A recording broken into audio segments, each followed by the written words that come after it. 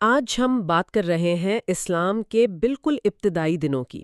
ایک ایسا دور جب مکہ میں ایک نیا پیغام گونج رہا تھا اور اس پیغام نے وہاں کے طاقتور معاشرے کو ہلا کر رکھ دیا تھا۔ جی ہمارے سامنے الرحیق المختوم پر مبنی ایک تفصیلی ماخذ ہے، اور آج کی اس گفتگو کا مرکزی سوال یہ ہے کہ آخر اس پیغام میں ایسی کیا بات تھی کہ مکہ کا معاشرہ اپنے ہی لوگوں پر، اپنے رشتہ داروں پر بدترین تشدد پر اتر آیا۔ یہ بہت اہم سوال ہے کیونکہ قریش کی مخالفت آپ دیکھیں یکدم شروع نہیں ہوئی۔ اچھا۔ ماخذ بتاتا ہے کہ ابتدائی طور پر کئی ہفتوں اور مہینوں تک انہوں نے اس دعوت کو نظر انداز کرنے یا ہلکی پھلکی مخالفت سے دبانے کی کوشش کی۔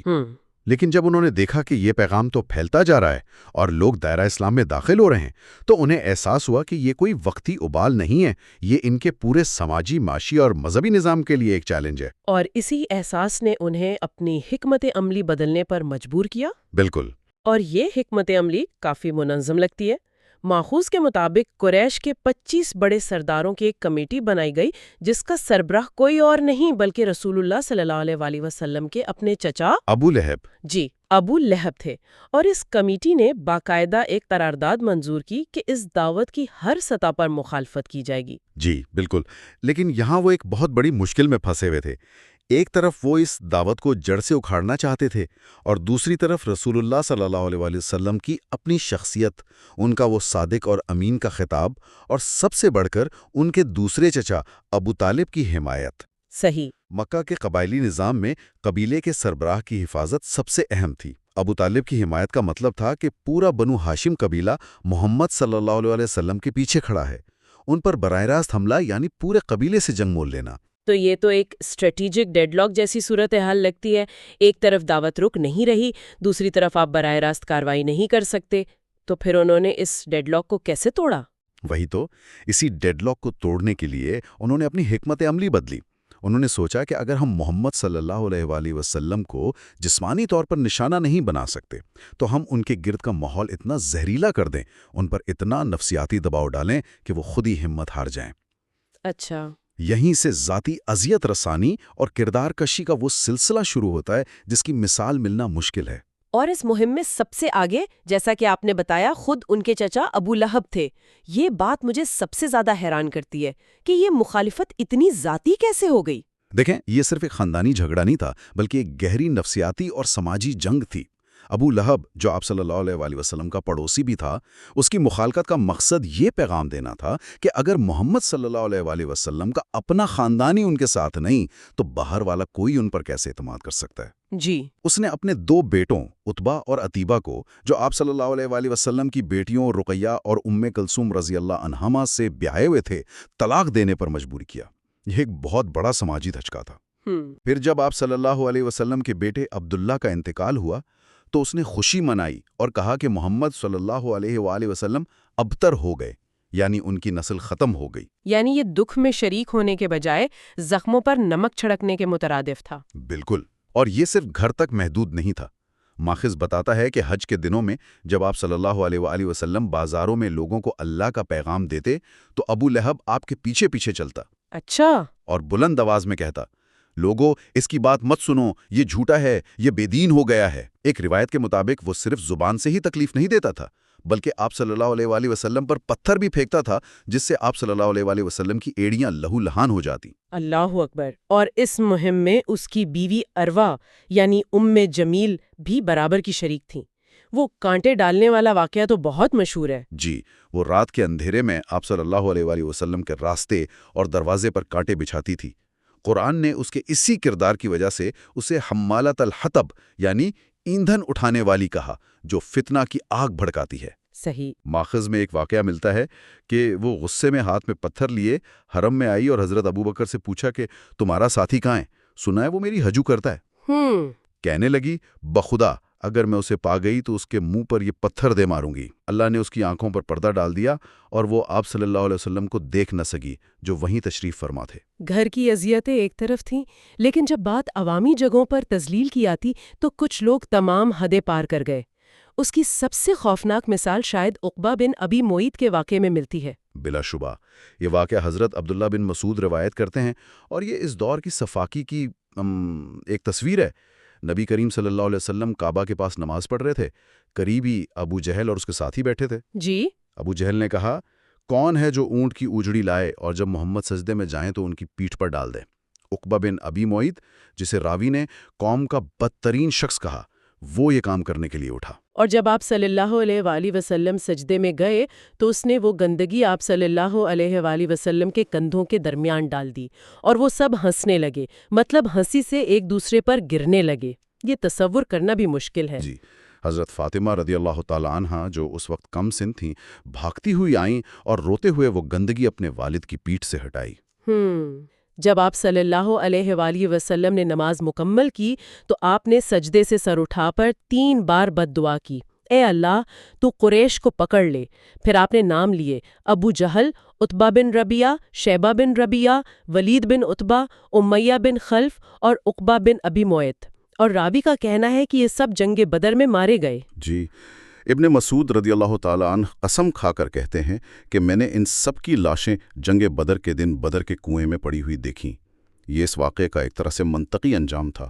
پیغمبر صلی اللہ علیہ وآلہ وسلم کو تو ابو طالب کی وہ قبائلی ڈھال کسی حد تک میسر تھی، لیکن ان کے ساتھیوں کا کیا بنا؟ خاص طور پر ان کا جن کے پیچھے کوئی بڑا قبیلہ نہیں تھا، جو غلام تھے یا کمزور تھے۔ ان پر تو آپ سمجھیں قیامت ٹوٹ پڑی۔ ہر قبیلہ اپنے قبیلے میں اسلام لانے والوں کو خود سزا دیتا تھا۔ یہ ظلم ایک سماجی ذمہ داری بنا دیا گیا تھا۔ اچھا۔ چند مثالیں اس صورتحال کی سنگینی کو واضح کرتی ہیں۔ حضرت عثمان بن عفان جو ایک امیر اور معزز خاندان سے تھے، ان کا اپنا چچا انہیں کھجور کی چٹائی میں لپیٹ کر نیچے سے دھواں دیتا تاکہ وہ اسلام چھوڑ دیں۔ اپنا چچا؟ جی، حضرت مصعب بن عمیر جو مکہ کے سب سے ناز و نوم میں پلے نوجوان تھے، ان کی ماں نے ان کا دانا پانی بند کر دیا اور گھر سے نکال دیا۔ ان کی حالت یہ ہو گئی کہ ان کی جلد سانپ کی کینچلی کی طرح جھڑنے لگی۔ اور حضرت بلال رضی اللہ تعالیٰ عنہ کا واقعہ تو شاید اس ظلم کی سب سے بڑی علامت ہے۔ بالکل، وہ امیہ بن خلف کے غلام تھے۔ امیہ دوپہر کی چلچلاتی دھوپ میں جب مکے کی ریت اور پتھر تنور کی طرح تپ رہے ہوتے، انہیں باہر لاتا۔ جی۔ ان کے کپڑے اتار کر اس گرم ریت پر لیٹاتا اور ان کے سینے پر ایک بھاری پتھر رکھ دیتا تاکہ وہ ہل نہ سکیں۔ اللہ اکبر۔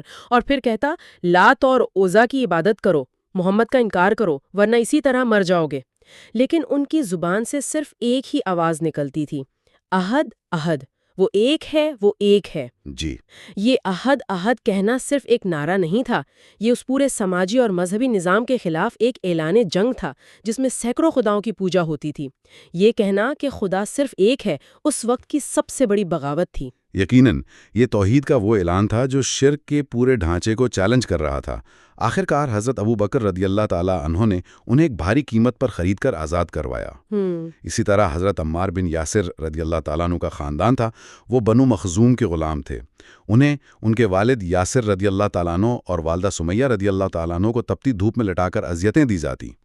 رسول اللہ صلی اللہ علیہ وسلم کا وہاں سے گزر ہوا تو ان کی حالت دیکھ کر فرمایا، اے آل یاسر، صبر کرو، تمہارا ٹھکانہ جنت ہے۔ صحیح۔ حضرت یاسر اسی تشدد کی تاب نہ لا کر شہید ہو گئے اور ان کی والدہ حضرت سمیہ کو ابو جہل نے نیزہ مار کر شہید کیا۔ وہ اسلام کی پہلی شہید ہیں۔ یہ اسلام کی تاریخ کا ایک انتہائی اہم موڑ تھا، پہلی شہادت۔ اس نے یہ واضح کر دیا کہ یہ جدوجہد اب صرف دلائل کی نہیں بلکہ زندگی اور موت کی جنگ بن چکی ہے۔ جی، اس ایک واقعے نے مسلمانوں کے عزم کو مزید پختہ کر دیا۔ حضرت عمار رضی اللہ عنہ پر اتنا تشدد ہوا کہ ان کی ہمت جواب دے گئی اور انہوں نے زبان سے وہ کہہ دیا جو مشرکین کہلوانا چاہتے تھے۔ وہ روتے ہوئے آپ صلی اللہ علیہ وسلم کے پاس آئے تو اللہ نے قرآن کی آیت نازل کی کہ جس شخص کو مجبور کیا جائے اور اس کا دل ایمان پر مطمئن ہو، اس پر کوئی گناہ نہیں۔ یہ ان مظلوموں کے لیے بہت بڑی تسلی تھی۔ جی بالکل۔ اسی طرح حضرت خباب بن ارت رضی اللہ عنہ کو دہکتے انگاروں پر لٹایا جاتا تھا جب تک ان کی چربی سے وہ انگارے ٹھنڈے نہ ہو جاتے۔ تو اس ناقابل برداشت صورتحال میں مسلمانوں کا رد عمل کیا تھا؟ کیا انہوں نے جوابی تشدد کا راستہ اختیار کیا؟ نہیں، یہ بہت اہم نکتہ ہے۔ ماخذ میں ایک ابتدائی واقعے کا ذکر ہے جب کچھ مسلمان ایک گھاٹی میں نماز پڑھ رہے تھے اور مشرکین نے ان کا مذاق اڑانا شروع کر دیا۔ بات جھگڑے تک پہنچی اور حضرت سعد بن ابی وقاص رضی اللہ عنہ نے ایک شخص کو اونٹ کی ہڈی مار کر زخمی کر دیا۔ یہ اسلام کی تاریخ میں بہنے والا پہلا خون تھا۔ اچھا۔ اس واقعے کے بعد حکمت کا تقاضا یہی سمجھا گیا کہ تصادم سے بچا جائے اور کام خفیہ طور پر کیا جائے۔ اور یہیں پر دار ارقم کا کردار سامنے آتا ہے۔ بالکل، دار ارقم صرف چھپنے کی جگہ نہیں تھی، بلکہ یہ ابتدائی اسلامی تحریک کا پہلا تھنک ٹینک یا آپ کہہ لیں ہیڈ کوارٹر بن گیا، جو کعبہ کے قریب ایک محفوظ مقام پر تھا۔ صحیح۔ یہاں مسلمان جمع ہوتے، قرآن سیکھتے اور دعوت کی اگلی حکمت عملی تیار کی جاتی تھی۔ یہ ایک طرح سے زیر زمین تحریک کا مرکز تھا۔ لیکن یہ بھی ایک عارضی حل تھا، ظلم بڑھتا جا رہا تھا، تو پھر اگلا قدم کیا تھا؟ کیا مکہ چھوڑنے کا خیال سامنے آیا؟ جی، اور اس کا اشارہ بھی خود قرآن سے ملا۔ ماخذ کے مطابق اسی دور میں سورۃ الکہف اور سورۃ الزمر نازل ہوئیں۔ سورۃ الکہف میں اصحاب کہف کا واقعہ ہے، جو اپنے دین کی حفاظت کے لیے ظالم بادشاہ کے شہر سے نکل کر ایک غار میں پناہ لیتے ہیں۔ یہ تو ہجرت کا ایک واضح سبق تھا۔ جی، پھر سورۃ الزمر میں اللہ نے فرمایا کہ اے میرے بندو جو ایمان لائے ہو، اپنے رب سے ڈرو، اللہ کی ذلیل کشادہ ہے، صبر کرنے والوں کو ان کا اجر بے حساب دیا جائے گا۔ اللہ کی زمین کشادہ ہے، یہ تو ایک بہت ہی واضح اشارہ ہے۔ بالکل، یہ ایک طرح سے ہجرت کی اجازت تھی۔ ان اشاروں کے بعد رسول اللہ صلی اللہ علیہ وآلہ وسلم نے اپنے صحابہ کو حبشہ یعنی ایبسینیا کی طرف ہجرت کرنے کا مشورہ دیا۔ اور حبشہ کا انتخاب کیوں؟ حبشہ کا انتخاب بھی بہت سوچا سمجھا تھا۔ آپ صلی اللہ علیہ وسلم کو معلوم تھا کہ وہاں کا بادشاہ، جسے نجاشی کہا جاتا تھا، ایک عادل عیسائی حکمران تھا اور اس کی سرزمین پر کسی پر ظلم نہیں ہوتا تھا۔ یہ ایک محفوظ پناہ گاہ تھی۔ ہجرت کا آغاز ہوا۔ یہ نبوت کے 5ویں سال کی بات ہے، رجب کے مہینے۔ 12 مرد اور 4 خواتین پر مشتمل پہلا قافلہ رات کی تاریکی میں چپکے سے مکہ سے نکلا۔ جی، اور اس قافلے کے امیر حضرت عثمان بن عفان تھے، اور ان کے ساتھ آپ صلی اللہ علیہ وسلم کی صاحبزادی حضرت رقیہ بھی تھیں۔ یہ ایک بہت بڑا قدم تھا، مطلب اپنا گھر، اپنا وطن، سب کچھ چھوڑ کر ایک انجان سرزمین کی طرف نکلنا۔ بالکل، یہ اسلامی دعوت کو مکہ کی جغرافیائی اور قبائلی حدود سے باہر لے جانے کی پہلی عملی کوشش تھی۔ وہ خوش قسمتی سے بندرگاہ پر پہنچے، جہاں انہیں کشتیاں مل گئیں اور وہ روانہ ہو گئے۔ اور قریش کو خبر نہیں ہوئی؟ انہوں نے پیچھا کیا، لیکن تب تک وہ جا چکے تھے۔ یہ مہاجرین حبشہ میں امن سے رہ رہے تھے کہ مکہ میں ایک بہت ہی عجیب و غریب واقعہ پیش آیا۔ یہ اسی سال رمضان کا مہینہ تھا، ہے نا؟ جی، یہ واقعہ سورۃ النجم کی تلاوت سے متعلق ہے۔ رسول اللہ صلی اللہ علیہ وسلم حرم میں تشریف لائے، جہاں قریش کے تمام بڑے بڑے سردار اور لوگوں کا ایک بڑا مجمع موجود تھا۔ قریش کا عام طریقہ یہ تھا کہ وہ قرآن نہیں سنتے تھے اور شور مچاتے تھے تاکہ کوئی اور بھی نہ سن سکے۔ صحیح۔ لیکن اس دن کچھ مختلف ہوا۔ آپ صلی اللہ علیہ وسلم نے وہاں کھڑے ہو کر سورۃ النجم کی تلاوت شروع کی، اور کلام الہی کی فصاحت اور بلاغت اور اس کے جلال کا ایسا اثر ہوا کہ سب کے سب خاموشی سے محو ہو کر سنتے رہے۔ بالکل، جب آپ صلی اللہ علیہ وسلم سورت کے آخر میں سجدے کی آیت فَاسْجُدُوا لِلَّهِ وَاعْبُدُوا پر پہنچے اور آپ نے سجدہ کیا، تو ماخذ کے مطابق وہاں موجود تمام مسلمان اور مشرکین سب کے سب بے اختیار سجدے میں گر پڑے۔ سب کے سب؟ یہ کیسے ممکن ہوا؟ وہ لوگ جو قرآن سننے سے روکتے تھے، جو اس پیغام کو مٹانے نکلے تھے، وہ خود سجدے میں کیسے گر گئے؟ یہی اس کلام کی طاقت تھی۔ لیکن جب سجدے سے سر اٹھایا اور انہیں احساس ہوا کہ وہ وہی کام کر بیٹھے ہیں جسے مٹانے کے لیے انہوں نے ایڑی چوٹی کا زور لگا رکھا تھا، تو وہ سخت شرمندہ ہوئے۔ جو سردار وہاں موجود نہیں تھے، انہوں نے انہیں ملامت کی۔ اب اپنی اس حرکت پر پردہ ڈالنے کے لیے انہوں نے ایک بہتان گھڑا۔ انہوں نے یہ جھوٹی خبر پھیلائی کہ محمد صلی اللہ علیہ وسلم نے نعوذ باللہ ان کے بتوں لات اور عزا کی تعریف کی تھی۔ اچھا، یہ بات گھڑی گئی تھی۔ جی، ماخذ واضح کرتا ہے کہ یہ ایک سریح جھوٹ تھا جو صرف اپنی خفت مٹانے کے لیے گھڑا گیا۔ اور یہی جھوٹی خبر حبشہ میں مہاجرین تک پہنچی، لیکن ایک بالکل مختلف شکل میں۔ انہیں یہ خبر ملی کہ مکہ والے مسلمان ہو گئے ہیں کیونکہ انہوں نے رسول اللہ صلی اللہ علیہ وسلم کے ساتھ سجدہ کیا ہے۔ جی، اور یہ سن کر وہ بہت خوش ہوئے اور انہوں نے سوچا کہ اب مخالفت ختم ہو گئی ہے تو ہمیں اپنے گھر واپس چلنا چاہیے۔ چنانچہ انہوں نے شوال کے مہینے میں مکہ واپسی کا سفر شروع کر دیا۔ لیکن جب وہ مکہ کے قریب پہنچے تو انہیں اصل حقیقت کا علم ہوا۔ یہ جان کر کہ ظلم و ستم تو پہلے سے بھی زیادہ ہو چکا ہے، ان کے پاؤں تلے سے زمین نکل گئی۔ تو ان کی یہ خوشی ایک بڑے دھچکے میں بدل گئی۔ پھر انہوں نے کیا کیا؟ اس کے بعد ان کے پاس دو ہی راستے تھے۔ کچھ لوگ وہیں سے واپس حبشہ چلے گئے، جبکہ کچھ نے مکہ کے کسی بااثر شخص کی پناہ حاصل کی اور چھپتے چھپاتے شہر میں داخل ہوئے۔